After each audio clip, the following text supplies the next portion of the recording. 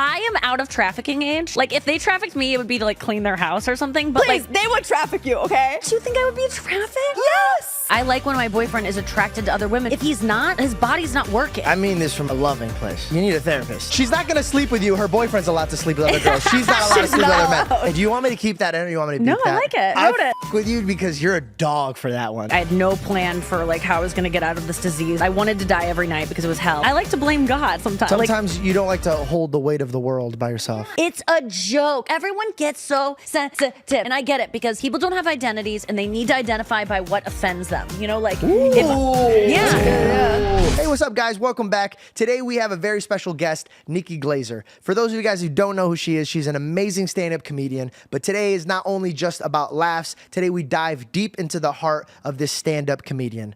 I hope you guys enjoyed today's episode. Totally. I want, like, just snatched headphones. What about like just vibrating headphones? Like it's kind of like a toy, but like for your brain. Hey man, what's wrong with you? This is gonna be a sexual episode, George. As soon as totally the is. mics turn on, this guy turns into you I morph could have into. used Seriously. vibrating headphones. The other day, my vibrator, like, just stopped working. Like, I plugged it in. And if I don't have a toy, I can't come. Like, it's just I can't use my hand. I'm not. I don't even know how to do that. It's these kind of podcasts. Okay. So okay. I can't. So I was like, what else do I have in my luggage that vibrates? And I was like, my toothbrush, but like just the handle. I was like, that's too weird. That's just like Oral-B. It sounds like a bad stand-up comedy joke. So, but vibrating headphones would have been nice in that. Can I just 1 second? Yes. Welcome back to today's show. What a great way to start today's episode, Nikki. I'm gonna be blatantly honest and brutally honest. I don't like that. Nah. You can handle it. You have tough Okay, skin. you have such white teeth. Thank you. They're really good. I appreciate. Are they I have a fake? girlfriend. You're Relax. making his life right now because They're he was so worried about his teeth. perfect. My God. I don't like how you didn't even care at all that I was like playing the jealous card. You don't get jealous at all.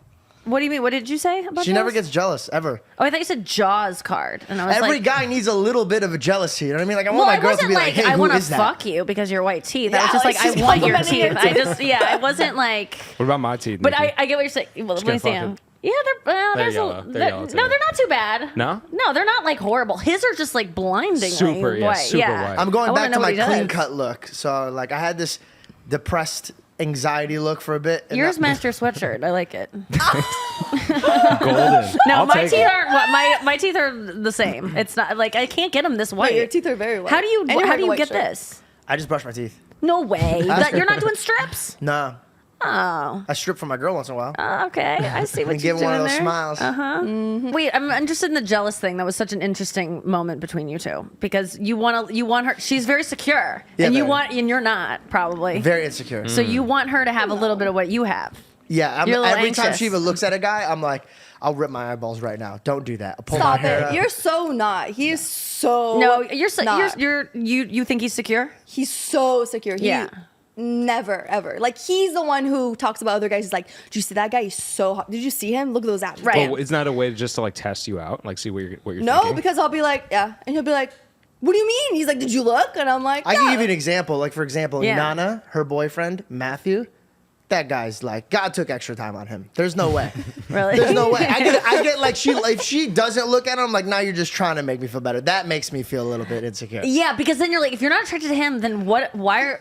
Yeah. Then what standard What am do I, I Make-A-Wish meet? date? What the fuck's happening here, bro? I always. That's what I always say. Like, I like when my boyfriend is attracted to other women because if he's not. His body's not working. Thank you. Thank you. It's like he has cancer, so like he should go get a scan because like if guys don't get horny for other women, their blood isn't flowing right. Like it doesn't mean he's gonna fuck her. It's just like you should want to though. She's so hot. I literally had this conversation when we first started dating. I go, and this is not even a joke. I go, when we date, I don't just become gay. It doesn't happen. No, Like, you so should- if I see other girls or if you see other guys, I find it Yeah. a little bit more respectful if you're honest. Like, oh, that person's really attractive. But I'm not going to do anything about Yeah, it. because then now I'm like, wow, you walked by that dude on set or acting or whatever. You're working with these models and It's integrity. thank you. That's what women should celebrate in their men. Not that he's not attracted to any other woman. That means there's something wrong with him, right? If he's not attracted to any other woman, that's okay to be attracted. But does he try to fuck them? Does he try to get validation from them? Does he try to flirt? That's where if he doesn't do that, he has integrity. And that's what men really want to be celebrated for in relationships. Like, thank you for not fucking people for me. Like, truly thank you. And I know that's like, oh, that's a bare minimum. You can't fuck people. Oh, I'm so sorry you can't. But it is hard for men to not want to like spread their seed. So like monogamy is not natural. So I do appreciate that my boyfriend doesn't fuck other people, even though he probably has the desire to, because he loves me, and that's integrity. Is he allowed to though? Like, if he does, really? Yeah, I mean, I wouldn't care. He doesn't do it, but I just don't care. I don't look at sex as like, I mean, I definitely think sex can be an expression and it can build upon love and create love between two people and is meaningful. But I think sex, when it's just like sex, it's like if you played tennis with someone or like someone cooked him a meal. Like, I'm not gonna be like, she cooked you a meal. Like, you want to be with her? Like, most guys that like get a random blowjob are not gonna like leave their wives for that woman. They're kind of gonna be like, ugh, this is weird. I regret doing this. Like, Is that because you want to be sleeping with other men as well? No, it's not that. It really is like, I think I like the competition still. I like to feel like I'm always earning something and I'm always like, wow, I got this thing that other women want. I think there's something about that. Like, there's a trophy. Like, he's desirable to other women, so I want verification that it's true. Okay, he slept with someone else. Obviously, this woman is attracted to him.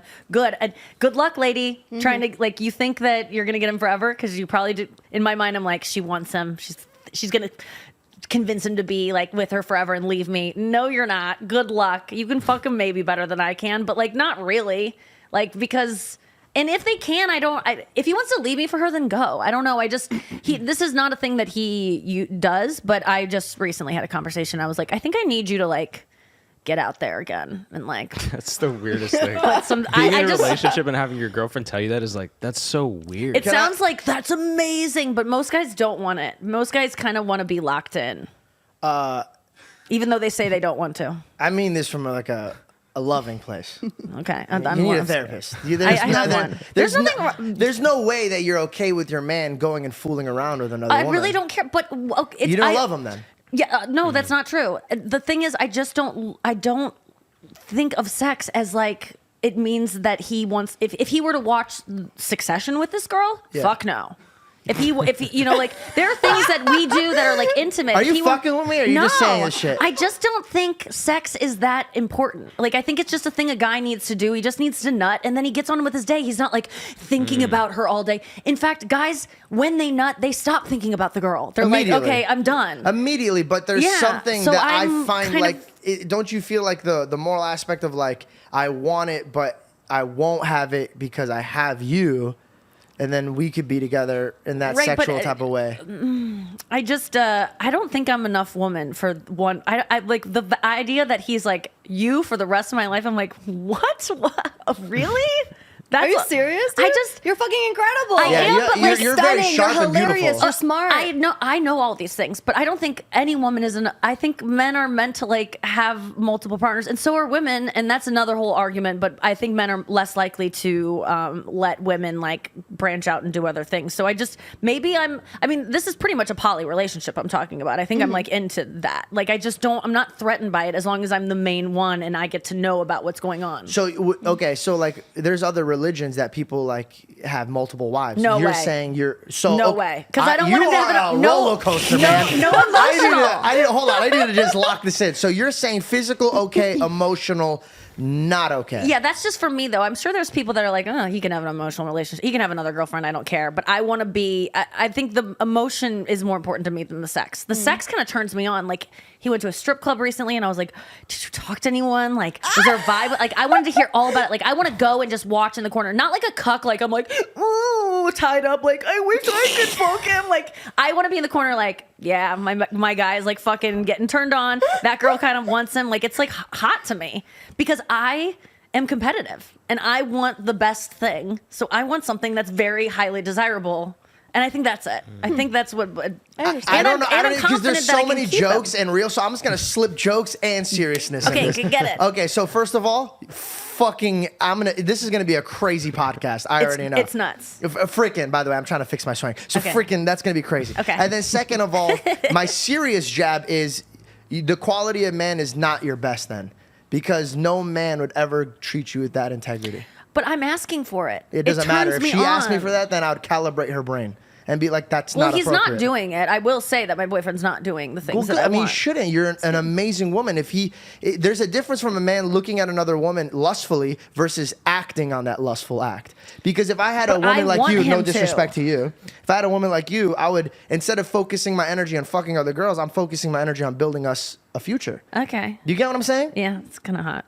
Yeah, you know what I'm saying? Like, I babe, feel I like ain't trying to everything break is your back to you, walls. I'm Nikki. trying to build these walls. What do feel you like- want, a master bedroom? Yeah, you're right. I think it's a self-esteem issue, maybe. But Which is crazy, 'cause, like, which you're killing it. A competitive nature is a self-esteem issue. Like, I need to be winning. I need something that other girls want. Like, it's not enough that it's just like I want it. I need that car. I need that. I'm not really a materialistic person, but when it comes to people or like relationships, I want something or a job. I want a career that's highly desirable. I want thing like.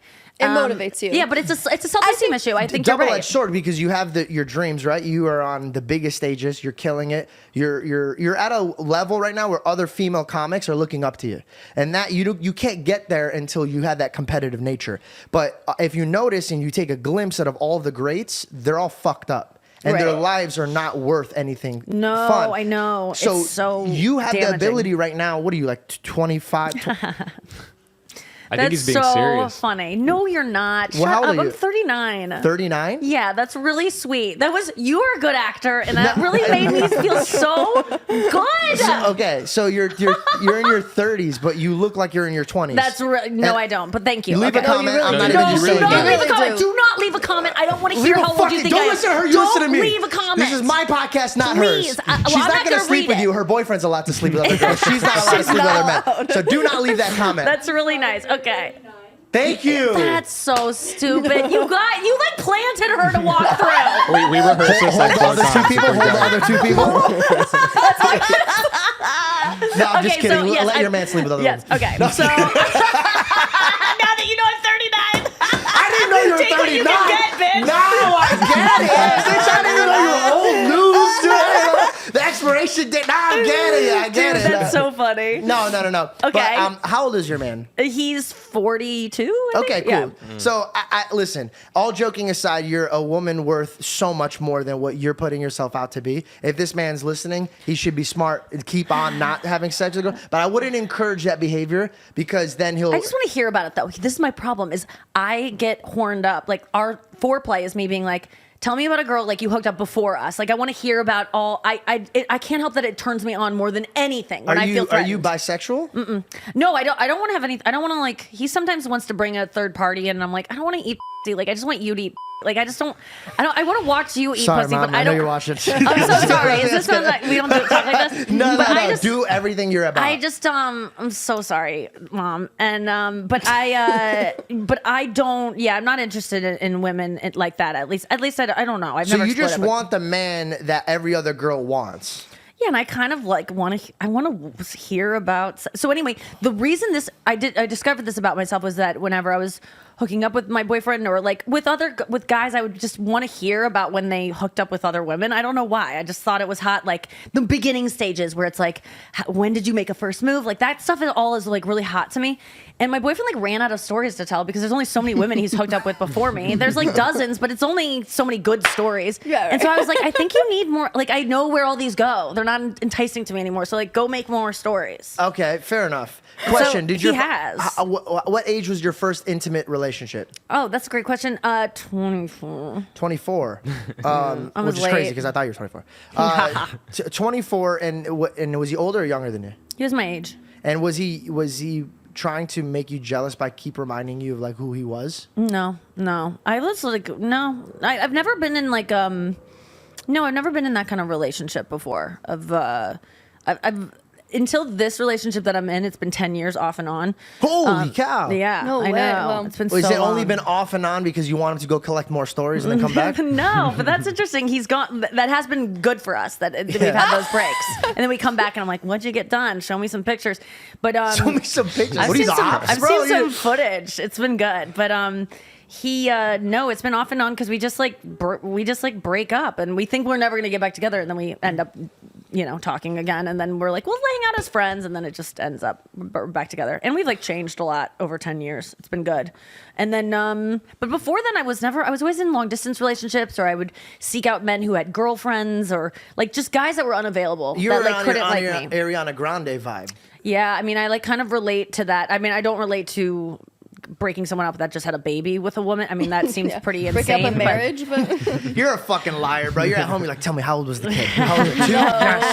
Yes. Yes. Oh, she's still pregnant? Fuck yes. no, your bit was hilarious when in one of your stand-ups you were talking about how you were in a long-distance relationship and then he came, he was throwing up in the alley. You made him Yes, dude. Yes, he like cheated on So me, funny. and like, yeah, he was. I was just always dating guys who were alcoholics, pieces of shit. Like, kind of just not pieces of shit, just like really, just weren't able to love me because I didn't like myself. I mean, I do have a self-esteem issue. It's much better than it was before, but yeah, I just never wanted. And then I would always pursue men that like could not love me. And then I would get frustrated when I'd be like, they don't like me. But it's like, I'm choosing men who like clearly won't. So it's because I'm scared to be loved. I feel like you're more in love with the achievement aspects of your life than the relationship aspects of your life. Yeah, I think that's a true statement. Yeah. I always want, that's why I think breaking up and getting back together, like, it always feels like an achievement when we get back together. It's like I earned something. Like, I had to work to convince him, let's get back together. Then I get it. And then I'm kind of like, all right, now I'm comfortable. I don't like being comfortable. I think a lot of people too, like they need the highs and the lows. Yeah. It's the adrenaline rush of like That's the it. highs and lows. That's So it. I think, and dude, this is gonna sound like I'm talking about myself, and I'm not. I'm just truly Yeah. reflecting. The moments that I notice arouse my girlfriend more is when I go like, enough, I'm working. And like she just likes the fact that I go and I hunt and I when get he's my in a shit. business meeting. And like when Yeah. she'll tell me all the time, she's like, dude, the way you talk to that guy and you got shit done. Like she loves a hunter aspect of it. And that hunter needs to know, and a lot of men don't know how to do this. Hey babe, shut up right now. I need to go hunt. Yes. And you need that man to kind of give you that like, hey, enough. Go over there. And that will give you enough of the like, oh, I need to earn his like attention later. That's a really good point. Wow, So you're very smart. How old are you? I'm 29. No, 30 now. I'm 30. Okay, you're very smart. You're very intelligent. Do you go to therapy? Do you just read a lot of books about this stuff? I reflect on myself. I always attack myself. That's a really good kind of thing to send me off with, of like, maybe that's what you need, is just you want something that's unattainable. You want to keep like trying to fight for his attention and to earn him. Maybe he needs to set some boundaries to like horn you up. It's a very attractive Build some quality you walls. have of trying to continue to be sexually attracted to your man. A lot of women go off like, instead of being like, oh, you go off, they're the ones that goes off. You have a loyalty in your heart. Yeah. So I would just say pivot the man. No shot at the 10-year dude. But No. I would love to see you with a man that you're like, baby, look what I did today. And he's like, no, babe, I'm busy doing something that you know is great. And you're like, fuck, okay, like I'm gonna wait and just I can't wait to like Yeah. give So him- instead of fucking a woman, he's like, he's fucking up the world for you. yeah, a career. And then when you have children, or I don't know if you want to adopt or have children, or You're like thinking about my egg situation Yeah, at well, 39. You're like, yeah, if you want to just- adopt or get a surrogate. I'm just kidding. It's just yeah, obviously adoption, right? So if you ever wanted to adopt somebody, that sexual tension that you have of like, oh, he's gonna go out is seriously gonna burn out when you have a family. And you, I agree. Yeah. And listen, like I could have sat here and we could have fucked around and had so many bits, but when I met you, I could feel like you're such a good person Aw, that I want to thanks. push you off in that right direction, because I think that David's been trying to get me to have you on the podcast since we first started, and I had already a set list, and I'm like, I don't want to have her too early because we're not going to have a strong enough audience. Aw. And then once I got to research who you are, I'm very impressed of what you've done, and I'm excited to see what you're going to do next. Wow, thanks. I want to make sure that I cut ties from like what's joking, what's serious. Yeah. Joking, have all the fun, but serious is like you're worth way more than what you're Thanks, putting yourself man. out to be. Okay, thank you. Yeah. I will. Well said. Yeah, I'll take that. But I want to actually take it back to when you were dating, because I feel like you have some crazy dating stories then. Like, I mean, I just like went for the wrong type of person, and no, I didn't date like a lot. I was really I talk a lot about sex on stage. Obviously, I'm very open about talking about all that. I was just like, I was a prude. I didn't have a boyfriend until I was 24. I didn't have sex until I was 21. I was really scared of sex and scared of dating and scared of men in general. And then I think when I first started having sex, I was like, Well, this is easier than I thought it'd be. I thought it was like really scary. I didn't kiss a boy all through high school. I never had a boyfriend in high school. Really? Like I liked boys so much, but I was just like scared. I just couldn't picture myself like kissing someone. Like, oh, Wait, I'm so how did you make awkward. that jump from like for so long up until you're 24? That's long. I You don't really need to be- owe it to alcohol. Is honestly what I owe it to. I don't think I would have ever had the lack of nerves to like. I think most people lubricate that kind of nervous energy of like being horny and not knowing what to do with it. Like, how do you make a first move on a girl? It's hard. so easy when you're drunk, but it is so hard when you're not. Yeah, totally. So And when true. I quit drinking at 27, so I was drinking from like 21 until 27 pretty much. And when I quit drinking at 27, man, dating again it's starting over. Like, how do I get horny enough that I think this is a good idea? Because it is weird to go from talking to someone on a date to like cut to an hour later, you're both like, like humping and sweating and like licking each other's genitals. Like, that's weird. You gotta be kind of Great crazy. choice of words, right? You know, like that's what you're doing though. But it's like, facts. and right before that, you were like, so tell me about your sister, and like eating and worrying about having parsley in your teeth, and then you're like, in his balls, and like, how do you get from there to there without alcohol? It's you have to be either overwhelmed with horniness, which women don't generally get. Men can get there. Women don't generally get like, I'm so horny, I will do anything. Like, we can get there, but it takes a lot of foreplay. It's not just like a dinner that'll get us there. So usually alcohol is what women rely on to get them to that state of like, I'm willing to like get really funky right now. Yeah, Now that you're sober, how do you get to that level? Like with your I man? have to like wait it out. I have Wait, to you're like sober? Yeah, I For mean, how long? I smoke a little weed. Since I was 27, so 3 years ago, based on what so 11 years. Yeah, That's Wow. Good for you. coming up on 12. Was it wrecking your life? Is that why you were? It was just like it was going to be a hindrance to my career success. It was slowing you down. Like I just looked at the people whose career I wanted, and I was like, man, they don't drink. That's the difference between them and me. Is like I drink, and my hangovers were just too brutal, and then I would just be in bed all day nursing that, and so I just was like, I can't. Let's just see what happens without it. And then suddenly my career just went on an upswing. It could have been coincidental, but You're I like, don't think somehow, it was. I don't know. But Yeah, I'm not like laying in bed barfing all day and then like getting home and overeating and feeling like shit and pimply and just gross and dry and ugh and saying dumb things and all my relationships being based around because I liked having sex, but I couldn't have sex without alcohol. And I saw that disconnect. I saw there's a problem there because I would like sleep over at a guy's place, have sex the night before, wake up in the morning sober, and then he wants to have sex again. And I'm like, ugh, like, do you have any booze? Because that's the only way so I realized the only reason I was sleeping with these people is because I was drunk. I didn't really even like them. So I was like, let's take it away and see what happens. And it took a really long time before I was like attracted enough to someone to, be able to do that stuff without drinking. Wow. Because I was just so weirded out by sex. So Still then, am. how did you become so comfortable to be on stage to talk about sex? Because I feel like that's such a lot of people, are very uncomfortable Yeah. being so open, going into such detail the way that you do. So Yeah. what made you to go from only being able to have sex while you're drunk to then being able to do that sober? I think because I was so scared about sex when I was coming up and when I was a young girl that the second I was able to start talking on a microphone in front of people and being able to say anything I wanted, I was like, I want to say the things that I wondered about when I was young. Like I want to be the voice for women that are like, what happens in there? What should I expect? Like I know I watch porn, I watch it in movies, but like what is it really about? So it was kind of I felt like a duty to my younger self to like fill in the gaps of my knowledge with sex now that I had experienced some of it. So I think that's it. And I also just don't. It's like the way I look at sex, like I was saying, like a tennis game or like sharing a meal with someone. Like I don't have this like, that's my sex life. You can't know about that. Like whatever some people have, I don't have that. I just don't have that filter when it feels, and I wish I did because it makes people uncomfortable sometimes. And I overshare and I feel weird about it afterwards when I find out people You're are not ashamed of who you are. not in that regard. Like it's almost like I am ashamed of it, but I gain back I can control the narrative if I tell the story. Like I'm ashamed, like sex is so, that's it.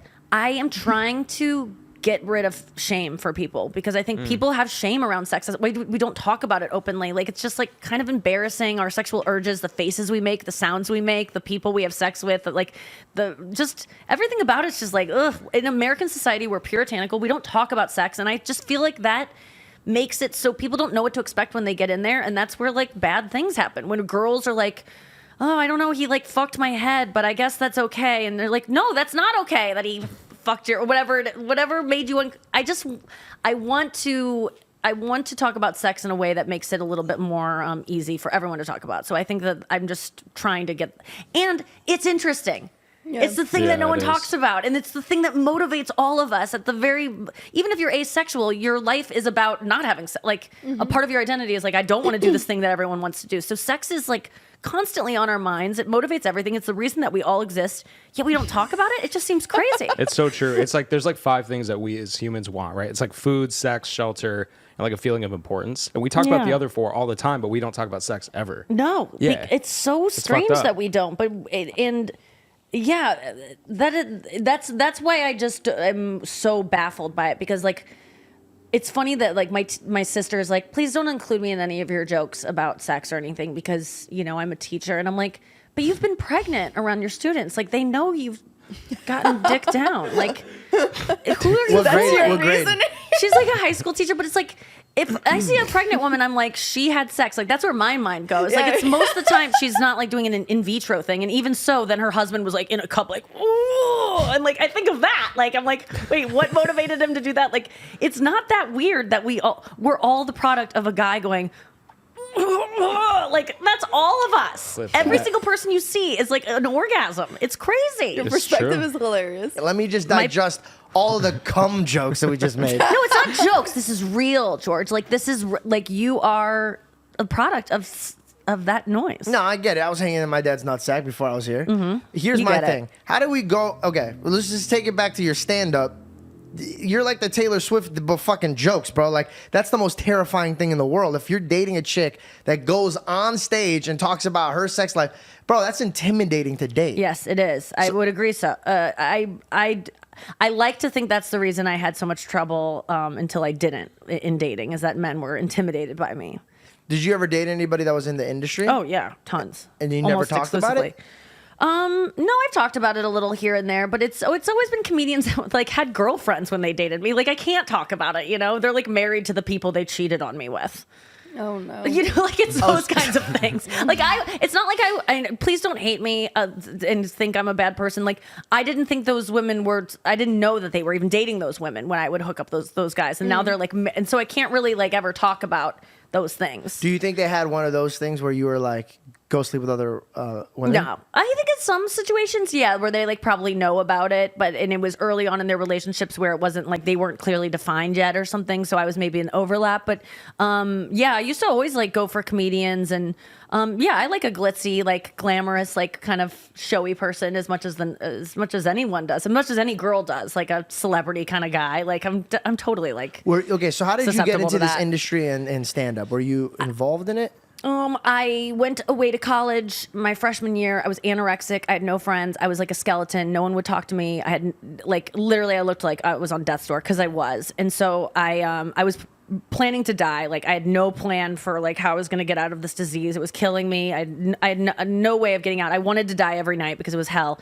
And then but I was really funny because no one wanted to be friends with me, so my personality just went like through the roof. And in high school, I was kind of like quiet, and like I was funny, but to my friends, not like I wasn't the class clown, and I just didn't need to be. I was like had my group of friends, that was enough. But then in college, I went off alone. I had no friends, and so I just became like funnier as a survival technique, I think, because I remember my friends in college saying that they didn't. People would go to them and be like, we're worried about Nikki's going to die. And they're like, I forgot she was even anorexic because she's so funny. Like, I don't notice how she looks. So I was like, oh, it's working. Like my personality, like how the fat kid is usually really funny because they're just, don't look over here, look here, like distracting from the thing that they feel so insecure about. So it was around that time where people started saying you should be a comedian, and I had never considered it. I was like, I don't know. I just had nothing to live for. I wanted to be an actress. I wanted to be a singer, but I wasn't good at acting. I was okay at singing, but not good enough to like make it. And so I tried stand-up comedy, and the first time I tried it, I was like, this is my reason to live. Like, I gotta find a cure for this disease. So I went to like my campus psychiatry clinic, therapist clinic, and was like, can you please help me like beat this? Because I just didn't know what to do. How did you beat it?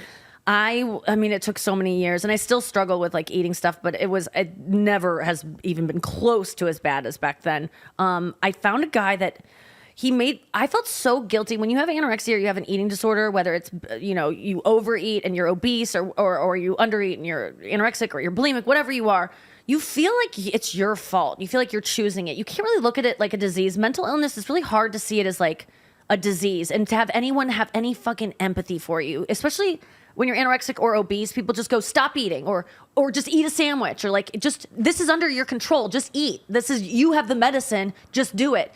But they don't understand you can't. Like, and I don't understand why I couldn't. I just know I've been through it and I couldn't eat. Just the way a person with cancer can't cure their own cancer on their own, I couldn't cure it on my own. And this therapist I went to had a stutter, which was really interesting because he was able to empathize with me of this thing where people are like, just talk. And so he was like, just talk. Yeah, he was like, like our sessions would take forever because he is a horrible stutter, but I felt so understood. Right. I was like, this is half price, right? I felt understood for the first time because he was like, I understand why people are frustrated with my thing and make it seem like I'm choosing to do this. Right. And it seems like my choice and not... Because I eventually finished the sentence, so clearly you know what to do. Just say it, idiot. Yeah. And so he was able to make it feel like, he said, okay, this is a chair, and he made me like talk to an empty chair and pretend like my disease was in the chair. And he said, picture yourself as Reagan on The Exorcist, like something late at night, like just flew into your mouth, like you got possessed, like you caught anorexia. You didn't like... It's not something you are in control of. It's a voice in your head, like you're possessed. Stop listening to that voice. Treat it like not like your voice. It's not Nikki being like, don't eat today. It's the devil. So I was able to look at it like something else that I could beat, as opposed to this thing that I was in control of. And I think that's like the key to so much, is like not trying to have control over it, not trying to like cure your cancer, like letting go and being like, or like alcoholism, like it's about like realizing you have no control. Like the first step is like, I have no control over alcohol, my addiction to alcohol. It's like the first step is like releasing control. And I think that really helped me, as soon as I was like, it's not your fault. You're not like choosing to do this, because it does seem like something when you see someone who's anorexic and you're like, ew, just eat, bitch. Like, it seems like they're also trying to be like hot, and you're like, this isn't even working for you. And mine was not about like, I hope people think I'm skinny. Like, it was so beyond that. So, yeah, of course. So yeah, I got over it I started doing stand up, and that, like, I just had a new motivation to live. So I was like, I just worked really hard on like beating it, and That's incredible. Yeah, and it changed to bulimia, and then it was binging, and it was a bunch of different things, exercising too much and hurting myself. But You have an addictive personality. yeah, yeah, definitely. I tell this to people all the time. I go, I have an addictive personality, and I don't listen to the world. So if they're like, this is right or this is wrong, I stick to what I feel looks right or wrong, and I diligently work at it.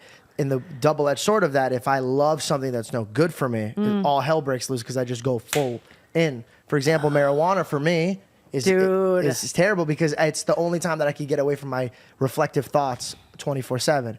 And do you still smoke weed? Yeah, I'm but way less than I used to. Do you? I'm the same way with weed. It's the one thing that I can't like let go of, and I really feel like it helps with my depression in the short term. I smoke a little weed, and whatever I'm worried about, whatever I'm sad about, goes away. And then I think in the long term, it kind of causes it. But that's the one thing that I have not been able to really let go from my life. But I also think that as soon as you just said, I don't listen to anyone else, I listen to myself, I really thought about weed for myself, because when I reach for the weed, I always think, no, this is good. This is good for you. You want this. Trust your instincts that you want it. And then I start feeling stupider and feeling slower. And then I start going, wait, I think this is bad for me. It's like... You're already in the trap. Yeah, so man. the voices that you hear in your head, not to get like all spiritual on you. No, please. So I believe in Christ, right? So I read the Bible. And everything you're speaking about is what Apostle Paul talks about. And he's like, you shouldn't feel bad of what you think. You should feel bad about your actions. So that voice in your head is like, don't eat. You're right. It is the devil. He's trying to tarnish your temple, your body, the thing that fulfills you. And then that marijuana is great up until the point you're high. And then you're like, fuck, I'm here. And imagine those voices that are like, get you high, they're gone because they already did their job. It's kind of like that guy at the bar is like, come on, take another drink. Come home with me. As soon as you guys have sex, it's like you don't hear his voice anymore. He's gone. So he accomplished what he needed and he left. Wow.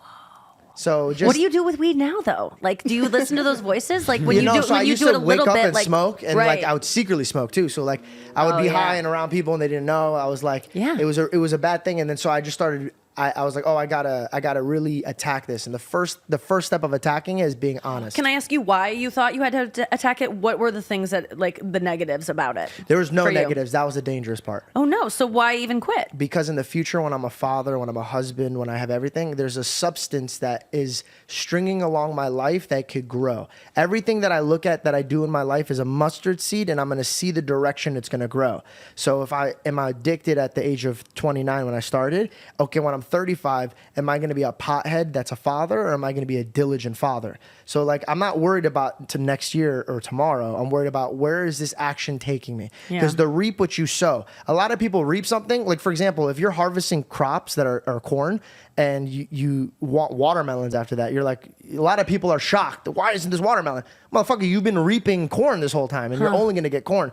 So a lot of people will look at their own actions and blame everybody else. So to destroy that process, I reflect and make sure that my steps are where they're going to be in 5 years. I'm planning. And a lot of people run away from it because they get overwhelmed. Well, what if I die in 2 years? Well, you're a fucking idiot. You haven't died and you're 30 something years old. So that type of mindset is stupid. And you're focusing on death instead of living. Yes. So 2 things I've kind of like noticed about you. One, that theory of like, you want your man to go out and get another woman, I feel like stems from your growing up of you having that mental mindset that you had. And now is that girl inside of you achieving the things that she never thought she'd achieve. Huh. Do you get what I'm saying? It's like that guy that you never thought you would get. Not only did I get him, I need him to keep being that guy. I could still keep getting him. Right. I need to keep. I told Belle, I go, it. the monogamy part wasn't hard for me because I wanted to go sleep with other girls. The reason why me and her even ended up dating seriously is because she's the best sex I've ever had in my life. And I'm sorry to put that out there. We could cut anything I'm about to say that makes you uncomfortable. But it was the best sex I've ever had. The problem was I noticed that I missed the me being able to get the girl. So all my friends not getting it, and then my charm, it's a performance. That's what I miss. It's the performance. I don't miss sex with other people. I just miss being like, I am about to kiss him, and now it's done. Boom. So it's so true. It's really good. So what I did is I challenged that. So I talked to God about it, and in my heart, a few weeks later, God Will goes, you talk to him for me about it? I got you. I will. Okay. After I don't this, have a we'll pray relationship together. yet. It'll be great. Yeah. Well, put me in touch with him. I got you. Give me his number. Okay. I got the guy. He's the hookup. He's one call away. He's been DMing me, but I'm not. Yeah, not the it's right in my one. request. Not the right I one. haven't accepted. Jesus it. doesn't really slide into the DMs. You know what I mean? Like, but I focused that energy that I wanted on like impressing other women into impressing my crew. So like, it's like I have that selfish need of like, I need people to look at me like, dog, you're fucking it up, right? Like I need that because that's what that's what fills me. So I just You can channeled get it in other it ways. in another way. And that's how you could have a successful relationship. Now, what do you mean when you talk to God? Are you talking? Are you writing? Are you I like journal thinking? my thoughts, Okay. and I read the word. So Okay. I would dive into Proverbs if I was you. It's just wisdom. Like the Proverbs is about a king, between a relationship and a king and a God. And God goes, what do you want? And besides money, besides fame, besides power, he goes, God, I just want your wisdom. And so he gives him wisdom. And through this, he taught me that like, hey, you're going to have these feelings before I even met her. Wow. I had these feelings. Let me give you an example. You have gut feelings. When I was in my single phase, a guy reminded me really quick. He goes, what are you waiting for? And my hoe ass at the time, I was like, I'm just fucking these bad bitches until the right one comes. And he goes, I thought you believed in God. And I go, I do. But when he brings me the right one, then I'm going to stop fucking around. And he goes, that doesn't make sense. Because if he's God, why would he give you a girl you don't even deserve right now? And I was like, whoa. So like a lot of us like to do actions and then blame God or blame everybody around us. So what I did is I started treating myself with respect, started treating every girl around me with respect. And then all of a sudden, This lo angel. and behold, I find the right one. But here's the thing. If I kept treating girls disrespectfully, I might have accidentally blew past her and treated her disrespectfully. Yes, and threw you would her- have lost her forever. Exactly. The whole chance. So that yeah. was my actions, not hers. Interesting. So you got to. Wait, okay, but forgive me for being so naive when it comes to praying and talking to God. When you're getting this feedback, what does it sound like to you when someone's saying, well, I think we all have it. I think You're just not. You're those not. My voices that you frequencies have, aren't tuned in. that voice in your head that's like, don't eat. Yeah. You know that's not a good place. And you said it Right. yourself. It's a devil. It's the devil. Yeah. You like as much as you know that's the devil. When God speaks to you, you know, and it's not right. I'm audible. just not It's almost like, you know, listening. your gut feeling. Sometimes we're like, oh, I just have a feeling. I have a feeling. It's not us. Like that's God, like, you know, kind of telling you like, hey, like you feel this way, like you're inclined to feel this way. It's like the Holy Spirit inside of you telling you, you know? Yeah. Okay. So I think maybe I'm just not tuned into that feeling as much. I'm more focused on that devil voice. I think listen, I always tell people like this. A lot of Christians like to judge. A lot of people like to judge. They go, well, why isn't she like this? Why isn't she this? I think that you're perfectly where you need to be. I Yeah. think that everything in your life was meant to be. It was written, right? It comes to a time in everybody's life where they have to sit with themselves and be like, okay, there might be a creator of this place. And do I want to invite him in my life? And that's the only question that you have to really sit with. Is he there? And if he is there, do I want him in my life? And a lot of people run away from having that type of thought because the first thing you think of is like, fuck, I got to change everything. Like, I got to change everything. And I was actually writing this in my journal. And this is the best way that I could explain my relationship with God. Yeah. When I brought my relationship with God, it was selfish. It was like, I want all this stuff and I'm going to talk to the main man in charge and like get this stuff going. And then I secretly found out that all of my dreams and aspirations and my goals come so far down the list with me just spending time with him. And I was like, whoa, hold on. So you're telling me everything that I've ever wanted and I achieved it, but then I'm looking over my shoulder at the time where I'm just reading the Bible at the park. And that version of me is so much more enjoyable than me killing this show or touring the world or making the money that David is bringing to me. And I'm sitting here and I'm like, okay, only I could really know this. David can't know that I have less fun here than here. So then selfishly, I was just like, oh, I'm just going to tap more into this. And then I would take those hard roads. I'm like, okay, well, I have to fix this, right? Like, I can't be a piece of shit here. I got to fix this up. And then when I'm done, this is the best way I could feel. When you ever do like a good show, a great performance, right? It takes everything out of you. But when you're laying in bed and you're tired, that feeling of like, I got it done, it's like at a crazy different level. Yes. Do you get what I'm saying? That's what I'm seeking. People go, what's your favorite thing in the world? Like, what's your happiest place? And I'm like, after I've done something extremely hard. Yeah. And after I've achieved something, like after a long day of work and feeling like, laying in bed and being like, I did it. And finally being able to rest, knowing, but that's also punitive to me. Like, I feel like I can't really relax unless I've suffered first. I really like suffering. Why do you think you need to do that? I don't know. What do you think? Because No, if there's demons, you're right? my guy. If there's demons, hypothetically, there's demons. Yeah. Well, they want you to suffer. They don't want you to do well. And your flesh doesn't come with you to the next life. So your flesh is completely telling you the things that they want now and here that's going to destroy you. Gluttony or anorexia.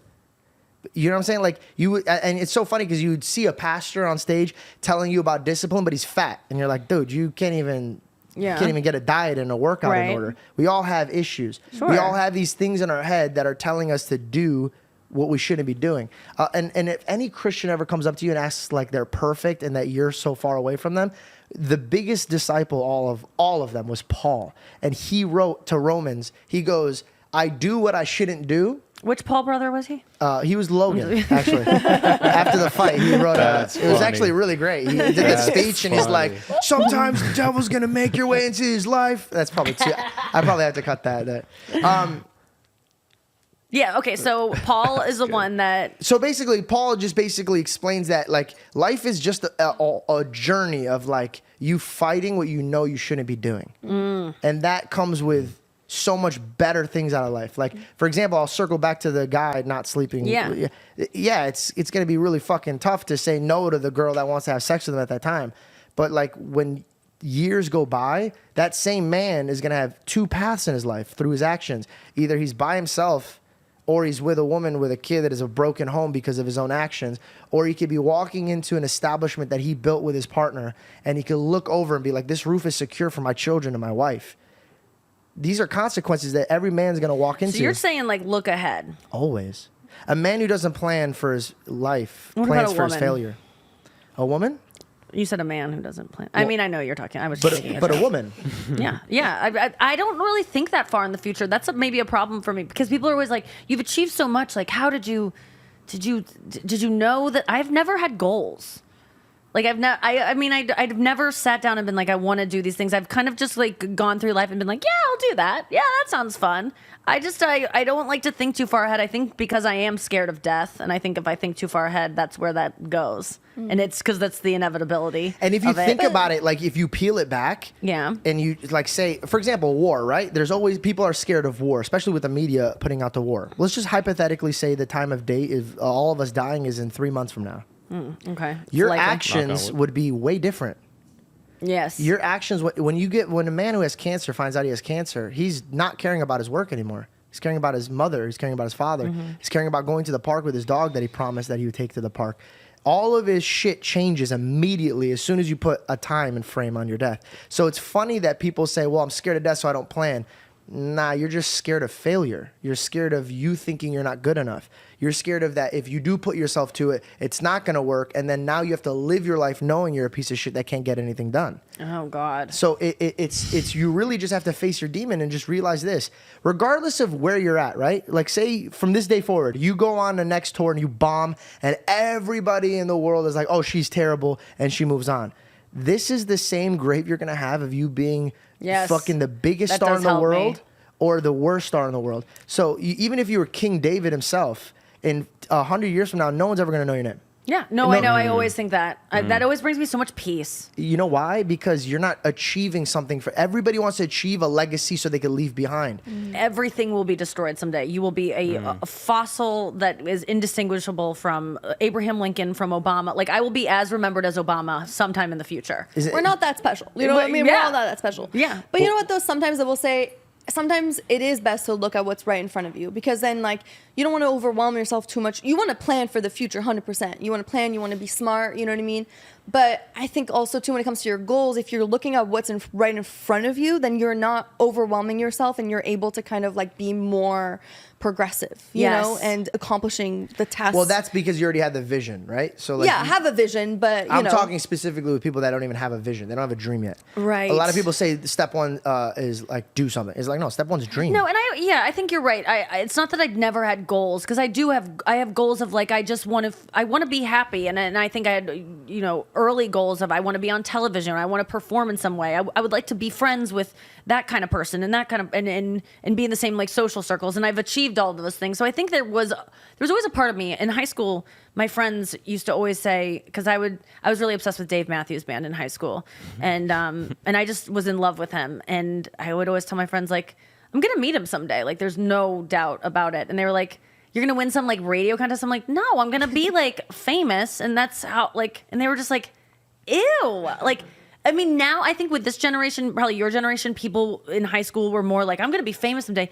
People didn't, maybe like 5% of kids wanted to be famous when I was growing up, and I was one of them, and people used to just go like, that's cute. But I was like, but I didn't have any question of it. And the only time that I questioned it, and let me just be clear, fame used to be my goal, because I thought that was like, that would be the coolest thing, to be in a restaurant and have everyone being like, oh my God, Nikki Glaser's over there. That is not what I want anymore. I realize now I just want like love and also money at this point, and just safety, like that's what I really want in my life, and with the respect of my peers. But when growing up, I was always wanting to be famous, and I just never. The one time I questioned it was when I wasn't getting in theater school. I wasn't getting in like the plays in high school even, and I didn't go to like a theater high school. So I'm like, I'm obviously not a good actress. I'm not going to be Jennifer Aniston. This sucks. And then I wasn't really a good singer, and I was like, I don't know what my in is going to be. There was no reality TV yet. There was like the Real World or whatever, but I was like, I don't want to like be famous for like throwing up in a hot tub or whatever they do on there. And I just really was like, I guess I'll have to kill myself someday. I was like really depressed about it, because I just didn't see how I could have happiness in my life. And now I realize I could outside of that. But at the time, it was just, there was never any doubt about it. You have the sauce and you don't even know what the sauce is. And this is I'm going to drop a bomb on you right now. Please. Why do you think it worked out for you? I think luck has a lot to do with it. I think the way I was raised, the support I had from my parents, the comedy that I was exposed to, and that I'm a genuinely like nice person that people want to be around. I think that has helped me. But I think it's a mixture of all of those things, and talent and hard work. what I've gathered, But you think it's marinara or something? What's the sauce? it's pink sauce. What is it? It's your faith. You see, I thought you said my face, and I go, oh, again. With yeah, you. shorty, your My face. face? Your faith. Whoa, When everybody said dude. you're going to be famous, and you're just like, I don't know. I just know it's going to happen. You went to acting school, it didn't work out for you. You wanted to be a musician, it didn't work out for you. The world said no. Your talents in front of other people, they said no. But in your heart, you said no. It's going to happen. So during the down, you had faith, and when you were up, you had faith. That's what faith is. Faith. It's like Because I was raised in an atheist home, so I really don't like connect with faith. Faith to me is almost It's believing what your eyes and ears can't see and hear. right. So you did it. You believed in I yourself. did. You had faith. That's really interesting. So the next time you have any, I noticed you said you still kind of deal with the eating issue. yeah, I deal with a lot of So self-doubt. just think about this. It's 0.1% of the world are in your shoes right now. You did it sheerly off of the fact that you believe you can do it. So Okay. now when you ever run into something that you feel that you can't do, remember you already did something that millions and millions and millions and millions and millions and millions of people try to do every day. 30 million plus people move to LA to do this every year, and you did it. That's a real number. It's a real number. 30 million. 30 million people, especially now because of social media. Connecticut people are trying to make it. Oh, it's I everyone.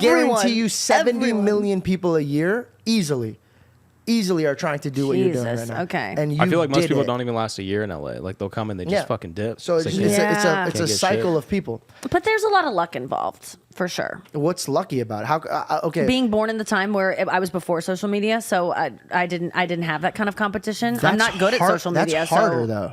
Do you feel like Social that's your self-doubt that's saying that it's luck when in reality it's just Yeah, your- I mean a little bit, but luck has to account for things. I mean, there are people that are born into living in Gaza right now. You know, like they don't have a chance to even move to Hollywood ever. You know, like that's luck that I was not born in a war-torn country. That's fucking just luck that my parents didn't abuse me in the ways that would discourage me from ever being able to, pursue a career and have even a little bit of faith in myself. The fact that I was born in this century where I live in a world where stand-up comedy is even an option as a career, which it wasn't until 50 years ago. The fact that I was born in 1984 and that puts me in an age where women can even do comedy, which wasn't like I was born at the right. There's so much luck. But you took the cards that you were dealt and then you made them into something. Whereas a lot of people have the same cards as you and they try and try and try, but maybe they don't have that like same level of like delusional Right. self-confidence that you have. Yeah, it is delusional. That is luck that I was even born with the brain that would have a delusional self-confidence. Do you believe in bad luck? Yeah. Well, So like would I just you ever know I shatter believe a in. mirror? No, I don't believe. I kind of believe in superstitious stuff, but I don't believe in bad. I think luck is luck. Like there's good luck and there's bad luck, but some people, I think some people have bad luck. But it's just like not winning the lottery. Like I won the lottery we all won the lottery to be born. We all know like the odds. Yeah. There's like, it's like 60 million sperm and ours made it. It's like, that's I think already it's a one lot. in 400 trillion is Okay, the actual number. Like you're way off. Yeah, I thought Yeah. it was even way off with 60 million. So we already won that lottery, which is that's the odds are worse than any lottery I've ever heard of in my life to win that. So yeah, I feel like there's bad luck. What is that? I forget the question. No. I don't. I understand that some people might fall into bad circumstances. But for example, Usman, right? He's the #1 UFC fighting champ. Okay. But he was in a very, very terrible country, and he had to escape multiple very, very devastating obstacles. But his faith brought him from a broken country to a great country where he became one of the greatest. So I believe. Can you be born? Sometimes people are born and they can't have faith. Like, don't you think that there are some people whose brains can't get to that point where they can ever have faith? What if he was just someone who didn't have faith? But Like, did he choose to have faith? Yeah, that's what I'm saying. Faith is a choice. I could choose. But that's the funny part. When people go, how do you believe in a God? I'll be like, the same way that you don't believe in a God. It's the same Yeah, action. I I'm get that. choosing the path that I'm walking on. For example, my parents, they came to this country. They didn't have much. My dad had to raise his parents because they were too old. They couldn't even speak this language. And he could have sat around and put his hands in his pocket and been like, look, I wasn't born in this country. Yeah. I see what you're saying. But he put himself, I think my God is so merciful that if you believe anything is possible. Truly anything is possible. I believe that a girl that's from Connecticut, probably having terrible parents, and she wants to get out, could be a girl who's in your stature. Do you think Connecticut's in a war zone right now or something? Did you place her in Connecticut? I was like, oh, this is going to be the privileged side of the story. Yeah, yeah. And then you gave her this poor white girl in Connecticut with parents who were kind of checked Everyone out. in Connecticut right now is like, oh. Oh god. That's Okay, so we're getting funny. way too deep. Let's No, brighten I this love up. this. Let's brighten this up because Well- I feel like I No, you're I- amazing. I just talked to you love and I was talking- like, fuck. I was No, talking to you- Reed about this. I was like, I don't want to be a guy that just hears something now and just throws a cheesy line or a pickup or like a tag. And like if I hear something, I just want to speak from my heart. And my heart No, is this is the kind of podcasting I like to do, to be honest with you. Awesome. I'm not into like super jokey shit. Like I save that for the stage. I Fuck like yeah. this shit. Are you guys both Indian?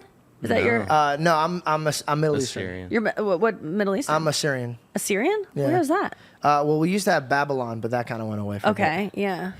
Yeah, God was like, "You're done with that." And I'm So like, where okay. are Assyrians from? Literally, we're like, we have no country. We're just kind of like roaming around talking about Cool. Christ. It was All part right. of Iraq though before, right? Yeah, no, it was like, it was where Iraq used to be. Okay, and what about you, David? Parents? No, yeah, what's your nationality? Indian. Indian. Yeah, I mean, not parents are nationality, from- but like your ethnicity. Parents Okay. are from Mumbai. Oh wow! All right. Yeah. Okay, Great and how place. long have you guys been here in your family? 25 years? 30 Did your years? are you first generation? I was born in Kansas City. Oh, Kansas. Nice. You're Missouri? Yeah. We're close yeah, by. Cool. You're from Missouri. Yeah, St. Louis. Nice. Hey. Yeah, I live there now. Oh, really? Yeah, I moved back during COVID, and then I just was like, it's kind of chill here. Oh, no And I way. just We moved to Arizona. Did you really? That's where you live? Mm-hmm. Oh, that's cool. Yeah, you don't need to be here. You can just fly in. Spend half It's the Gotham time here, City. time It's there. scary. I don't want her walking around. I'm like, a little Oh, terrified. it is. Yeah, Scary. when the sun goes down, I have to come home. It's no joke. It's so funny. Sounds odd, but it's for my safety. It's true. I was walking this morning. I woke up at 5 for I had to do hair and makeup at 6, and so I was like, I'm gonna go get coffee. So I'm walking down Sunset Boulevard, like in the nice air part of it.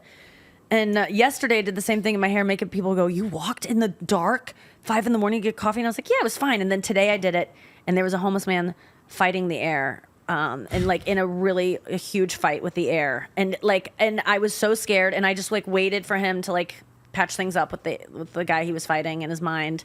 But then another homeless guy came along and was like, can I escort you past him? I'm like, I think we're just going to both die together. Like, I don't think this guy really cares if I'm alone or with someone. But he got me past him. And he was like, he was a black guy. And the guy that was fighting the air was a black guy. And the black guy that helped me was like, yeah, I do this for white girls who are scared of black men. I go, I want to be clear. It's not because he's black. It's because he's punching the air right now. and looks like he might have some kind of weapon on. Like, it wasn't Oh my like, God. it was really, he was like, it's my okay, God. white girl. I was like, I'll let him have like, it. I okay. probably am just a dumb, scared white girl. Yeah. But it was really sweet of him. I was like, That's thanks, so man. funny. Punching the air, screaming. It's Yeah. because he's black, huh? Yeah. And then that guy walked me past him, and then he mugged me. That guy. I'm No, just he kidding. didn't. No, Oh my god. I'm just kidding. It was so sweet of him. But that was hot to you, though. getting mugged. yeah. It's dangerous. No, LA is crazy. Like, I mean, even just the other day, I was in Nordstrom's Rack, and because now there's so many like people. There's women, right, who are part of like abducting these people, and like human trafficking and stuff like that. Oh, and I'm You're just worried about like, getting trafficked. You're that age. That's so. I love. what do you mean? People are so creepy. No, you're right. You should be scared. Like, I am out of trafficking age. Like, if they trafficked me, it would be to like clean their house or something. But Please, like, they would traffic you, okay? Oh, thank you They so would. much. You You're think I'd be welcome. trafficked? Yes. Like for sex? Yes. Yes, I this do. is the greatest day of my life. I do. didn't think I was trafficable anymore, but You you thought you were totally a traffic are. jam?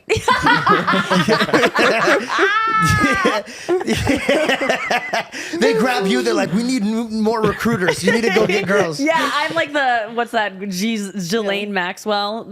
I'm like, do you guys want to rape me? And they're like, ew, gross. We want you to go get girls. I'm like, oh, okay, I'm the recruiter.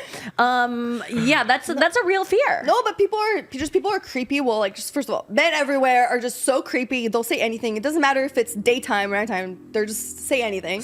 Muttering But- weird things under, and then you go, what? And you're like, why am I saying what? Why And am I I just look trying? at them and I'm like I heard you. Yeah. Like, But no, but I was in the like your store mom and this woman is standing there and she's on the phone, but she was on the phone like this. Like this. And I'm down the hall, and I was trying to pick, and I was like, I'm not in the mood. I told her this. I was like, I'm not in the mood to feel creeped out right now. And so she was literally like, So just she's on the filming phone. you. It seemed like it. So then I literally turned towards her, like, you're her. Yeah. And I was like, I'm just going to strut right in her direction. Good for you. So I just started What are you walking. putting on a show? They're like, no, she has nice hips. Yeah. I'm like, you want to Definitely get her.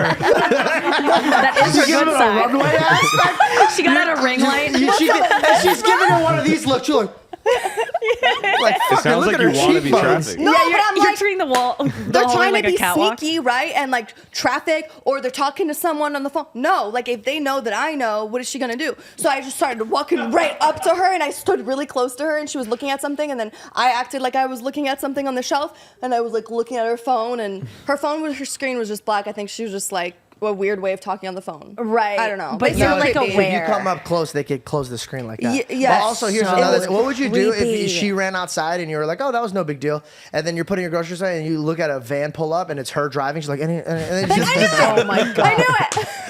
we knew you recruited. I can't believe that is a fear that I don't have. Like I think that men don't understand what it's like to be a woman. A lot of times, like they don't understand walking alone to your car. Like we just have a different.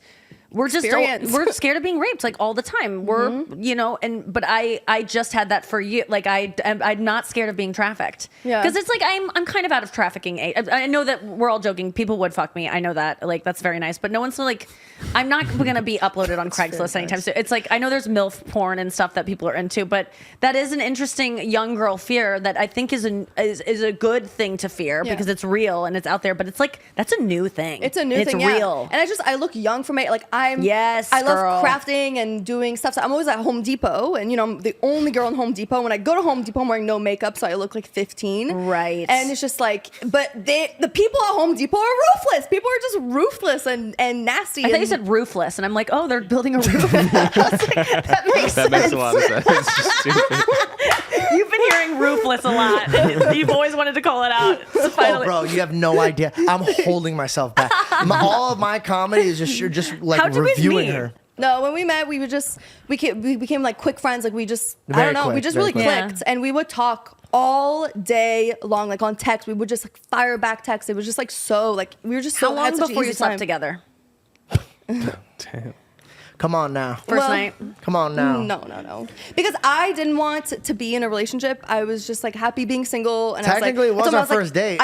No, it wasn't. You said But it you wa- knew each said other it for a wasn't. while before that. It was our second. But no, but I really did not want to be in a relationship. I was like, and I told him, I was like, we can be friends. I think you're so much fun. I love hanging out with you. I hear that song But all I the time. Do you? do Yeah, when you're not. 5'9", 5'10", you hear that song every Oh, girl. that's Oh my God. interesting. I You get just want to be friend-zoned? friends. You're not tall enough. I No, just want to be but friends. But you were successful at this point, so you're not. not here. at the level I'm at right now. Okay, I was all right. like How long have you guys been together? almost achievable 4 years. YouTuber. I think that's the worst type of So thing to have. okay, I see what you're saying. Yeah, yes. yeah. No, I My definitely. boyfriend's 5'8" and 3/4, and has that same like thing of it's a little bit more struggle for him. He has to be a little bit more charming. I just heard and, I heard the song over and over again, and this is my thought process, and I hope a single man could hear me out.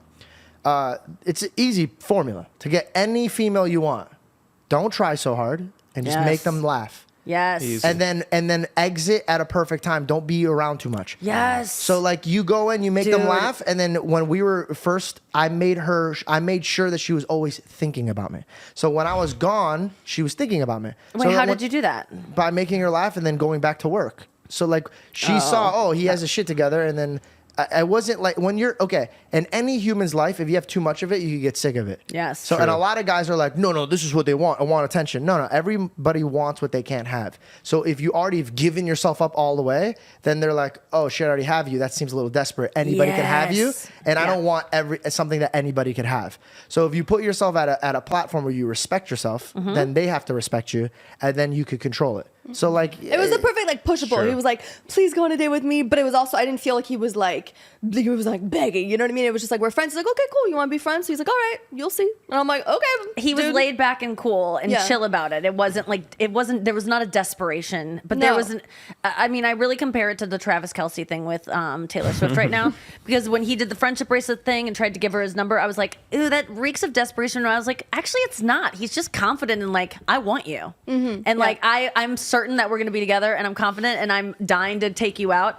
But That's I'm how not, he was. I'm not Exactly. gonna I'm not gonna beg, and I'm gonna sit here. But I'm gonna say that I like you, and Yeah. I'm just gonna stay in that and not think that it's like.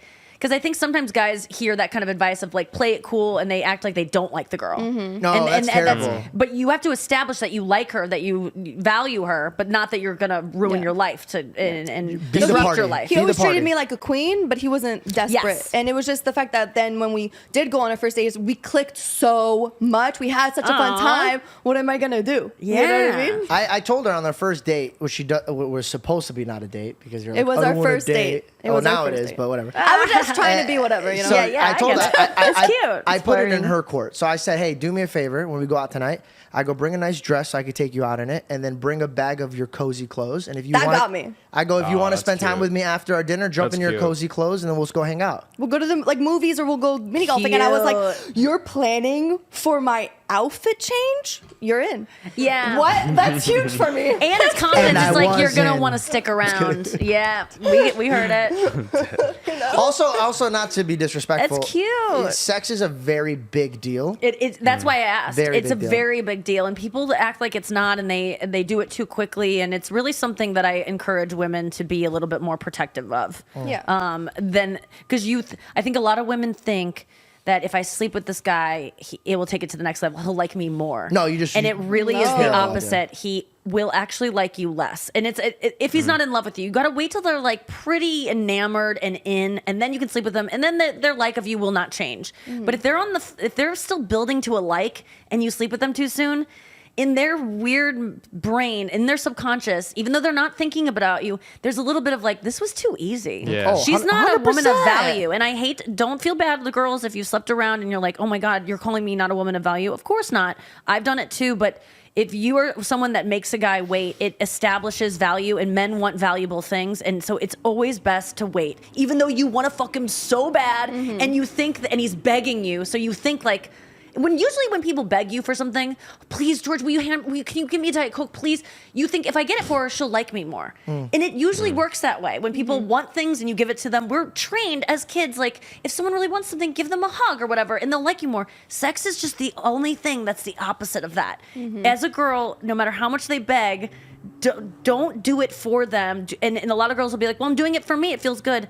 Just wait. Just always wait. I feel like 30 days is like a healthy window. Like from when you meet them, that's like the I think best it's till time. you can trust them, until you think he's in love with you. I think they have to be like kind of in love with you. I will go out on a limb and also say I don't even blame guys who change after sex. They obviously think of how many times you guys have been so into a girl and you think after sex I will still like her, and for whatever reason. You just don't. You can't help it, and it goes away. It's not like it's your. You don't. I'm not plan. gonna lie. I've never done that. You've never slept with a girl and been like, I kind of don't like her as much now. So when I was Come on. So when I was I lost my virginity at 19 because I was dating this girl named Carmen, and she cheated on me with my best friend. So I got mad and I slept with another girl. Don't Okay. even remember what that girl looks like. And then when I got into having sex, I just remember because I wanted to wait till marriage, and I always knew that sex is a little bit more than just what everybody else made it out to be. And what I try to do is and this sounds fucking terrible, but I every girl that I ever encountered, I wanted to make sure I counted them like my daughter's gonna fuck around. I wish she's with a man that at least cares about her. Yeah. And so I would always tell the girls, because it was around my success, right? So I started naturally understanding these really hot girls started liking me when I was a little bit more successful. I'm not gonna take that and be like, fuck them, they only wanted me because of this. I didn't take that approach. I was like, okay, at least I have control now. So when I had control, I said, hey, just to let you know, I am fooling around with other women right now because I'm focused on my work, but I'd love to have fun with you and just like take you out. So I always treated them like they were my girlfriend. I took them out, I bought them flowers, I had sex with them. But that way there was no guilty feeling. And also if I was with another girl while I saw that other girl. They knew They that already know. they weren't the one Yeah. in your life. So you weren't. This is the difference between an F boy and a nice guy. Bringing it around to my show, F Boy Island, which Division was on. It's on the 3rd season now. He was an F boy. F boys. It's a loose term, but like that's not an F boy. We would probably, if you came on our show, we'd probably make you an F boy because that guy that you were at that time, because you were sleeping with a lot of women, dating a lot of women, so equals F boy. But no. I would classify you as a nice guy because you're being honest about it. You're not misleading those women. An F boy is a guy that leads women on to believe that you can be my girlfriend when they know damn well that they are not gonna be. This girl's not gonna be their girlfriend, and I think that is what makes someone. An F boy, but like you just dating around being honest. How though did these women not become attached to you, sleeping with you and getting flowers and going on dates and go, hey George, I want more? Yeah. And when that did happen, how do you handle that? Listen, I told you what I told you. I can't be the only one for you. Or I'll just be respectful. So when I first met you and we were starting to get a little serious, I knew that this might be potentially the children, like my children's mother. So I wanted to approach it differently than I did with every other girl. Yeah. So I immediately ended it with other girls to like put class on her, so that way my daughter could follow in her footsteps of what's she should be doing. This daughter. And not yet, but really holding a lot. Yeah. Yeah, of course. You have to plan your future. So that's incredible. But when I was in my fuckboy, it was actually, ironically enough, even better for me because they were so casual with me. They would bring their friends around and their friends wanted to get involved. So it's like it actually opened up a door for more women, and they were never like, girls like the fact that they can't put a straddle on you and just be like, oh, that's it, that he's mine, and they can't fathom the fact that like you're feeling, you're like, oh, I want a guy that could go everywhere. Yeah, a lot of girls feel this way. Well, that's why on our show the girls always end up going for the F boys because they want the challenge. And they're being honest about the challenge. I mean, most of the guys on the show are like, yeah, I'm an F boy, and at one point in the show they all reveal that they are one, and it doesn't change the way the girls feel about them. It makes the girls like them more. You know, it's so very fun. Interesting. I would sit there and like, because again, I had a very stupid past when I was not appropriate man. I would sleep with women that had boyfriends, and their boyfriends would cheat on them, and they would get back at them by sleeping with me. Sure. I'll beep out their names, but there was actually, I'm not even gonna mention it, but there's a lot of people that we know in the industry that their girlfriends were acting up, and I would, dude, it's so funny. Like, there would be nights where the girl would come over and I think I'm gonna sleep with her, but I end up like just coaching her in life, and she would go back and like fix her relationship. And I was just like, damn, I didn't fuck her up, but I fucked her mind up. Like, you know, like it was just like I dealt with everything with integrity, so that way I could go to bed knowing I am a man of my word. Yeah. So like I feel like if you're there's a man that we all know in this industry that cheats on his wife all the time, right? He would borrow my neighbor's house to go bring girls, and that man I would never do business with. I don't want to break bread with, and I have no respect for this man. If Sean O'Malley, for example, right? Does his wife know? I don't know. That's because the part then I don't. what if she did? Because so Sean O'Malley, for example, he has an open relationship. I respect him. Okay. Because he's a man enough to be like, hey, I love the girl that I'm with. I love my daughter, and this is a problem that I'm dealing with. But the thing is, he put his heart on the table. I could respect a man who's honest. Yes. But a man who lies to the woman he's building a home with, and building a foundation with, that's your love. That's who you're sharing your covenant with, and you're doing that to her. The fuck are you gonna do to me if we go into business? I think that's such a good point. So I don't mess with people that cheat, or if I find out that they cheat or lie. Your word is everything to me. Oh, dude, it's like lying. I don't lie. I try never to lie in my life, and because I read this book about lying and how even like if you are at dinner with a friend and I go, oh my God, George, this is so fun. I don't want to go to this thing I have to go to. Can you just hold on 1 second? Like, let me just call and be like, hey, I'm really feeling sick tonight. Like, I can't make it. I'm so sorry. Yeah, I'll talk to you soon. Okay. And then I hang up. You've just seen me lie very easily. So whether you think it or not, something in your subconscious is going to be like, I'm not going to really trust her that much. Even though she just lied to hang out with me more, and it seems like I'm the one she's being honest with. How easy was that? So I really try not to do even that little shit anymore. Like, if I can't go do something, I don't say I'm sick. I don't say I'm in traffic. I just say I can't make it today. Because the truth always comes out, man. It might be because I don't like the person. I don't feel like doing it, but I can't do it is the truth. I can't. I'm writing you, and you don't need to say a why. People offer why all the time because they think they need to give something to bail on someone. It's enough that you just can't, whether you're depressed, whether you're anxious, whether you're just like not in the mood. Just say you can't. Don't lie. You ask him, bro. I'm too brutally honest. So he has to filter my thoughts to the brands or like relationship that we have, because I'm like, it's so funny. You literally just mentioned this before we jumped on the podcast. He says that my strong suit is that I'm brutally honest, but I give it in a loving way. Yeah. And so I that's the best compliment Well, I could it's ever not get. judgmental because you're honest with someone, like when in the times that you've been honest with me on this podcast and said some things that might come off as like harsh, of like you don't value yourself, whatever it is. Because I care. Yeah, it's non-judgmental. You're someone that I instantly like, and like as soon as I met, I mean, David, I've known, but like I think that's what is approachable about you and what makes that easier to handle is that you might be calling me on some shit that's not good, but you don't like me less because of it, and you see that you don't judge it. And I think that's the most important thing. People can be honest just as long as you're not like, you are fucked up. You can say, Nikki, you're fucked up. But it's not like I think you think I'm a bad person. I don't get that vibe from you when you say I appreciate I'm fucked up. you saying that. And this might sound cheesy and it might sound like it's written, but it's truly how I go about life. One day I'm going to be presented in front of a great God I have no business being in his presence. But because of his grace and mercy, he's like, you know what, even though you've messed up so many times, come into this house and celebrate with me. And so when I look at people like you're my sister in my life, I feel like you're my sister. I know that you're going to go through the same type of warfare mentally that I went through. So what kind of man would I be if I know that you're going to probably go through this and condemn you for it? That doesn't, like, if you go to a doctor because you're sick, how hard is that going to be when you're like, doctor, I'm sick because, I slept around. And he's like, oh, you slept around? You slept, and now you're like, you don't even want to talk. But if you're like, hey, I slept with this, he's like, hey, no worries. Like, this is what we need to handle and this is that. Yes. Now you feel safe and you want instructions to get out of the hole that you're in. And you can't do that with hatred and judgment. I think that's the best way to be is someone that can call people on their stuff, but is just non-judgmental and empathetic and realize like you're not perfect. So why should you like just the look that we give people of like, why would they do that? Like I'm doing Tom Sandoval's podcast later today. He's the guy that like cheated on Vanderpump Rules. Do you know that whole scandal that was this year? It was like the biggest. Wait, hold on. There was a girl that was thinking about from Vanderpump, right? And it was about the scandal. Yeah, Lisa? Rachel. He cheated on Ariana with Rachel, and it was like the biggest news. Like I don't know how you guys didn't hear about it, but it's totally fine. So what is? I heard that there was a Yes. scandal, but I don't know what the scandal is I about. agree because I didn't watch Vanderpump Rules, Jess. so Yeah. I just looked into it. But Nice. he's doing a podcast now, and he's really the most hated person in. Could you show give us a business. backstory on like this? I really don't understand it. So he is on this show, and he's been on the show for 9 years. Like, and or maybe he's been dating this girl for 9 years, and she's on the show with him, and they're like the couple on the show. And then it comes up, they got married. They were married. No, I don't think they were married. They weren't married? No, they were living together, but they've been together for like 9 years. Oh, and he damn. cheated on her with her best friend, and that girl is also on the show. Maybe not her best friend, but a good friend. Did he cheat on her on the show?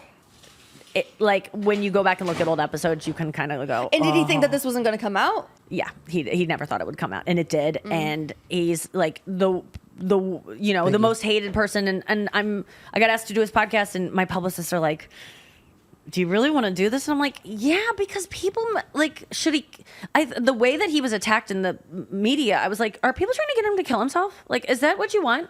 You want this person to never ever be able to work again, function again? Like, he made a mistake. This is a horrible thing he did. He's apologetic. Everyone's just like, you're just apologizing because you went your career back. It's like, could he also be sorry too? Like, maybe he is sorry. Like, and I think that a lot of my friends are like, why are you going on that podcast? He's such a piece of shit. And it's like, I don't know, because he cheated, but I don't have the judgment on top of that. And I do for some people for some things, but I think that I'm going into it with that of like, I don't know what was going on in his life when this happened. Is he with that female still? I know, I think they broke up.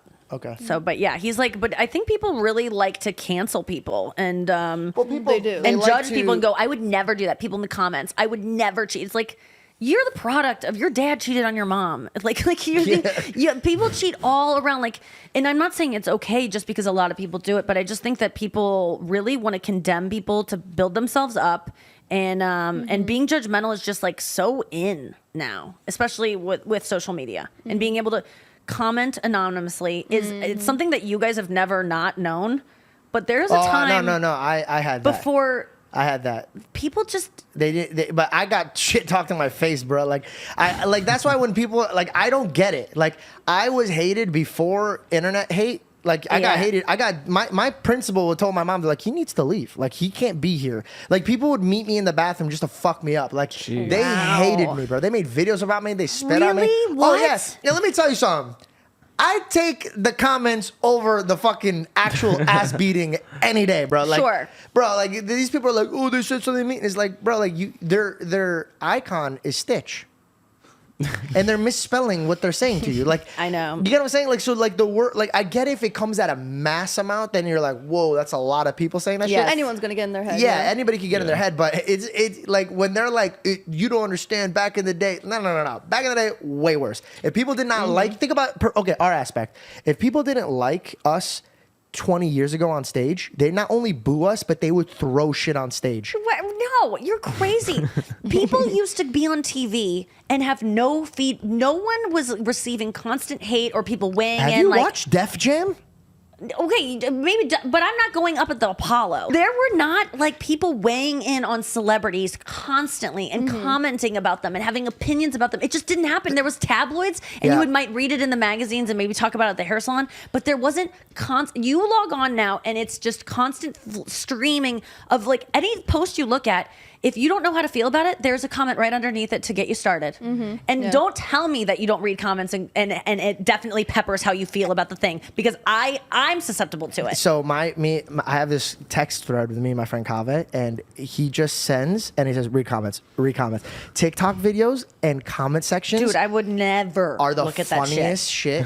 Really? I hear Ever. that's where it's worse. I would always tell you that because every time I Ever. watch a TikTok, I have to look at the comments. You do, and because it's it's so funny. People funny. say funny shit, But in it the comment does section. It's Funny sometimes. terrible. shit. Doesn't They do. it help you? Sometimes if you like something, I'll be like, this is kind of funny. And then someone will point out something really lame about it. And I'm like, oh, that fucking. And it will. Suits. They did that for Suits, It bro. will teach you how to hate things. So sometimes I will like Yeah. something so earnestly, and then I read a comment, and I'm like, "Oh, this does suck. I Oh my know- god, oh, this dude, is cringe." I know, and I feel bad. and- Yeah, or so. I wish there was. I just wish there were less comments so that we could make our own opinions, or at least you had to like go to a message board to talk about comments. It wasn't just under the video right away. And I can't even. I don't read comments about myself. I will never read a comment on any video that is posted on YouTube or anything. I can't even go to a video of me on YouTube to see how many views or something, because the first comment will just be waiting for me. Now they just put it right. Yeah, that's a preview. I hate that. Just I want people to be able to have to like find comments, not to like it's just this is how you should feel about it. This person that said a funny thing about your face or like your shirt that you're wearing and ruins the whole video for everyone. Because I know that I watch videos and I'm so often influenced by comments. I get, But I do love. But you're right. The comments are. I always read them. Actually You've had mean to it. so many times, like we won't go through it, but so many times in this podcast, you've had to cut out things. It's a joke, and I think that's what this like. There's so many people that are so sensitive.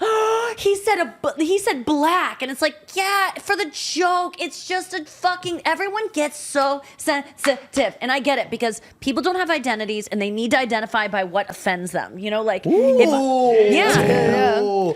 And I walked by. Hey, we all just went, and she was like about to mow past that. Let's sit in it. Let's Hey, pray on it. like- Let's sit in this Burger King You for a lost me. second. I was just there, and I'm taking a detour, bro. Okay, wait, hold on. Let's run that by, like one more time. Hit that line. People don't have identities. We lack culture, especially, I'm sorry, white people. We don't have culture. We don't have family. We don't have, we're kind of ashamed of even the stuff, our lineage a lot of times has so much shame in it. So we can't be like, this is who I am. That's why I'm like, I'm a Swiftie. It's like, I can be something, you know?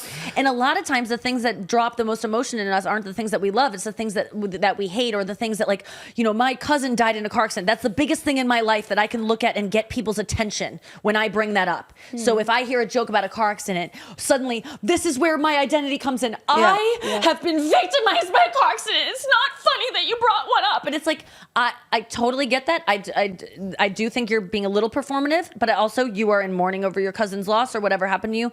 But the joke I'm making is not making fun of the person in the car accident. your It's personal acknowledging that there's experience, car accidents. Dude. Yeah. And I'm sorry if I say the word rape on stage and you've been raped and that's triggering to you. I honestly believe that could be really triggering to someone who has been a rape victim just to hear that word. And I'm sorry I used it even in this if you're suffering out there.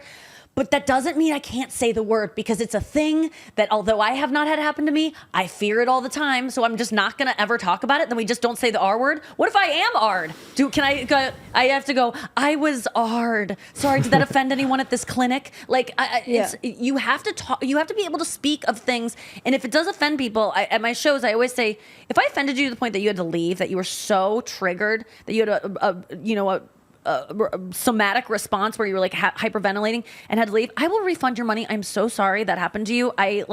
I would never, ever, if I knew you were going to be here tonight, I would have cut that joke, but I didn't. And I'm sorry, and I'm not going to cut it next time unless you tell me you're coming. You know, like, I don't want to offend you, but I can't walk around tiptoeing around people's things they're offended by. Get a hobby.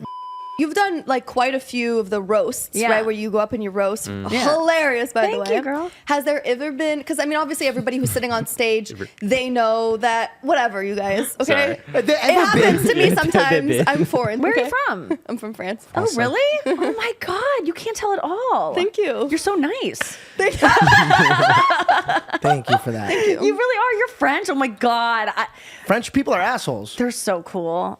There's no one like the French. I'm sorry. They're just okay. like, I'm so intimidated by you now. Okay, go on. What's your question? Start over, because I was an asshole. My bad. Go ahead. Okay. Can you ask it in You've French? done a lot of roasts. Yeah. Ask. I'm not doing that. Okay. Okay. Sorry. You're not like our little puppet. Come on, be French. Okay.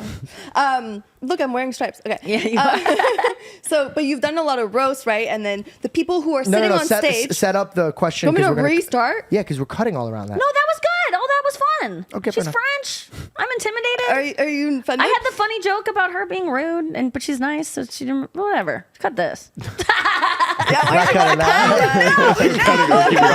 Got it. All right. Okay. Sorry. Go.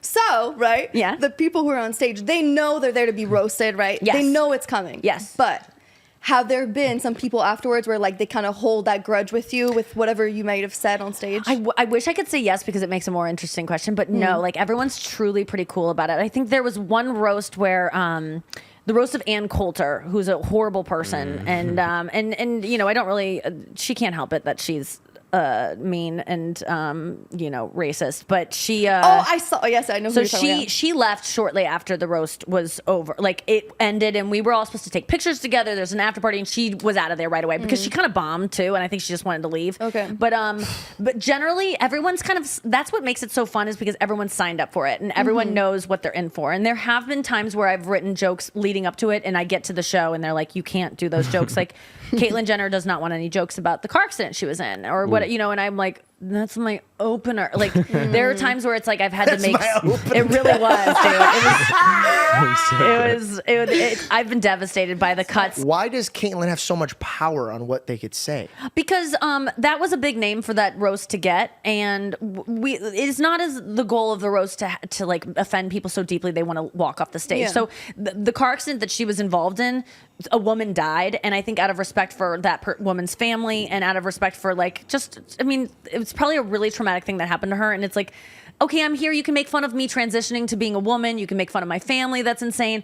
Just one thing's off limits, and I think that's okay. That's cool. That's But okay. they didn't That's tell off me till limits, yeah. last second, and that was what was annoying. Right, Is that right. Comedy Central was scared to ask her if those jokes would be okay. Okay. And I was like, can I ask her? And they're like, no, we don't want you to talk to her. And I'm like, well, I need to know if this is going to make her walk off the stage in the middle of the show. I don't want that to happen. This is like a fun event. So right before was like, hey, and she was like, she had heard some comedian was going around town practicing jokes, and that had mentioned, she was like, if there is a mention of the car accident on stage, I will walk off stage. So Gotcha. with that, I was like, okay, then yeah. I mean, we all have things that I wasn't big enough at the time. I'm still not big enough to be like, if this is said about me, and I don't have anything like that in my life that's that traumatic. I think if I probably accidentally killed someone with my car, I'd probably be like, hey, can you not bring it up on this night where I'm like supposed Seems to be like a entertaining? reasonable Right. request. Yeah, Yeah. it really isn't too much. Can we I don't hear like your to think joke about that you were gonna say? Or Yeah, not? I was gonna say that Caitlyn Jenner, what a beautiful woman you killed with your car.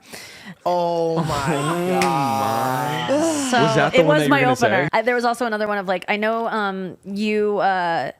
I go, you don't get you're too old to get your period, yet you still have blood on your hands, or something like that. I mean, it was like it was brutal. Jesus. It wasn't nice. You know what you're really good at? Dude, good job. Thank you. Hey, do you want me to keep Legend. that in, or you want me to beat No, that? I like it. yeah, it's fine. I needed people to hear it. I made it. I wrote it. fuck with you because you're a dog for that one. And what I'll say is like I don't feel like I'm proud of like it's a funny joke, but it's like it's not funny to joke about a woman's tragic death. But at the same time, if I die tragically, please someone make make jokes about it because it's true. It happened. Yeah. Let's not like never talk about me again if I die tragically. Like, I think that's so weird when we don't talk about taboo subjects because then we can't, let's not mention that person because they died tragically. And then it's like, okay, well then they just don't get mentioned Yeah. anymore. It's like, That's let's just talk about what's going on. I don't know. It's like, I think I'd rather be made fun of posthumously than like not talked about at all. Right. So if I die Kanye- tragically, please in the comments, sound off. You have some fucking. You have that like Kanye. He goes, "I'd rather have them talk. I'm actually more scared if they're not talking about me at all." It's like a line in the song, right? Well, I don't want that. Please don't. Only when I'm dead can you mouth off because I'm dead and like you can't hurt me anymore. Fair enough. But What do don't you- say anything. mean What do you about think me you're now. going to be remembered for? Not that you're going to die. Probably anytime the soon, roast, I think. But I hope something else. I hope I just want to be remembered for I want people to say that I was kind. I think that when I think back on it, like the thing that's on my grave is like she was whenever it gets back to me when people go, I know someone who worked with you and did your makeup 5 years ago. I'm always like, and they always are like, and you were so nice to her when you didn't need to, because you know, like celebrities or people that get a little bit, not that I'm like that famous or anything, they can just be so mean to people. And so I always love when I hear back about myself. You ever hear something back about yourself and you're like, oh, that was pretty funny that day? Or like you hear a joke and you're like, okay, I'm actually cool. I like hearing when I've been nice to people. And Adam I think, Sandler effect. yes, that's what I'd like to be remembered for is that I spread joy, not but even with comedy, but just like made people feel appreciated and wasn't a dick. Nikki like Glaser, that. she wasn't a dick. That's funny. That's what I want on my grave. She was. You are what you eat.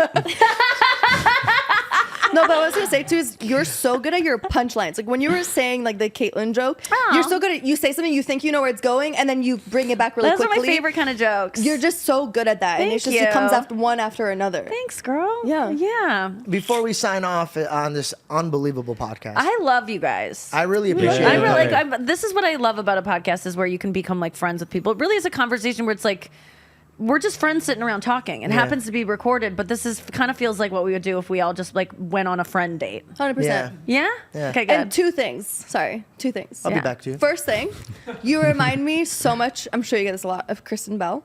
Oh my God. Do you really? get that? No. Who's Kristen Bell? Who's Kristen Is that the girl Bell? from Vampire Diaries? No, she's from The Good Place. Yeah. She's married to Dax Shepard. Come on. You don't ever get House that? of Cards, Never. right? She was on House of Cards. Dude, you so. kind of you look like her and you talk like sometimes you. say certain things so much like her. Oh my God. Thanks. You know who you remind me of? Taylor Swift. Shut up. Dab You're me just up. saying That that. was so That like, was basic, David. So my one question, Yes. so we could like parlay out of here because I know you're going to Vanderpump Rules. There's a female at the age of 25 to maybe 30. Okay. They suffer from a mental illness that they're just starting to understand that they actually have. Okay. They have a lot of faith in their career path. What are the tools that you used to help fix the mindset that you have?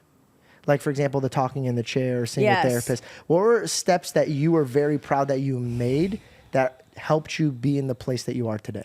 That's a really good question. I think really letting yourself off the hook, feeling sorry for yourself when people don't want to give you that. I think letting yourself feel your feelings. When I think, like, if you're I'm a really depressed person, and sometimes I can be like, "Oh, are you sad?" Like, yeah, I'm sad. Like, let yourself feel your feelings because whatever you're struggling with, it's probably some feelings that are backed up that you didn't get to address as a kid. And I think ask for help, talk about it, and journaling I think is so important that people don't look at that. And like you just need to talk to someone about your feelings. I think so many people just don't. Being more honest with yourself and I think like finding a God, finding a higher power, finding something that where you don't feel like you're controlling everything, because when you are in control, you're always going to disappoint yourself because you're going to ultimately like fail and you're going to feel like, what the fuck is wrong with me? And it's like, if you put it, I like to blame God sometimes, like not, like as much as that's probably not the way. Sometimes you don't like to hold the weight of the world by yourself. Yeah, and sometimes I can go, well, this is God's fault, meaning this is God's plan for me or whatever. But if I want to get the fault off of myself, I can say like, well, I didn't choose to feel this way today, or I didn't choose to say that dumb thing I said last night that I can't stop. Why would I say that? It's like, I'm always trying my best. Maybe just cut myself some slack, like be nicer to yourself. And I think a really important thing is to keep close a picture of yourself, or even like if I keep a picture of my boyfriend as a child in my phone to remind me when I'm upset with him. Like, he's just this little boy that's just trying to like make it in the world. And we're all just that little kid. So like find the age where maybe something fucked up happened to you, or where you think you're maybe stuck, and just have a little empathy for yourself as like a kid. I love that. Like just be nice Show to yourself. yourself grace. Yeah. That's great advice. Yeah. Love yourself. Yeah. Practice loving yourself, because if you cannot love yourself and hold the standard of what other people should be treating you, you're going to get lost in this world. Thank you guys for tuning in. Thank you so much, Nikki, for George. tuning in Thank and being a you. part of it. I'm so happy to be here. I would This love is so to run fun. one back with you in the future as well. I had a great love time it. with you. Oh my God. I had one too. Thank Thank you so much. I'll see you guys next time. Bye. Peace.